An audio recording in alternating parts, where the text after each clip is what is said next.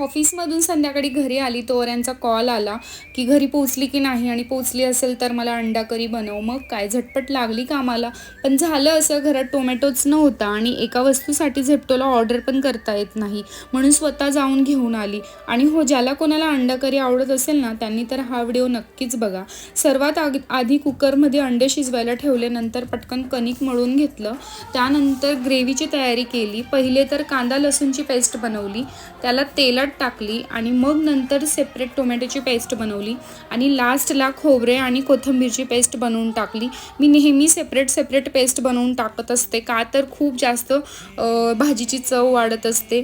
त्यानंतर आपले घरचेच मसाले टाकले, तुम्ही तुमच्या स्वादानुसार चटणी टाकू शकतात आणि लास्टला अंडा करी मसाला ॲड केला आणि गरम पाणी टाकून करीला मस्त उकळी येऊ दिली. आणि मी आजचं जेवण अगदी 15 मिनिटात बनवलं, त्यासोबत मी ब्लॉग पण शूट करत होती. मला तर या गोष्टीचा विश्वासच होत नाही आहे, मी खरंच जेवण बनवण्यात एवढी फास्ट झाली का. पण असो, त्यानंतर चपात्या लाटून घेतल्या आणि हे पण मला म्हणाले की तुझे हात कसं काय एवढे फास्ट चालताय. मग तर मला अजून जास्तच विश्वास झाला, कदाचित रोजच्या सवयीमुळे जेवण बनवण्यात मी फायनली फास्ट झाली वाटतं. आणि मला एका गोष्टीचा डाऊट होता की करी तिखट झाली असेल की काय, बट लकीली एकदम परफेक्ट झालेली होती. ॲक्च्युली आमच्या दोघांमध्ये अपोजिट आहे, हे तिखट कमी खातात तर मी जास्त. So thank you for watching, bye.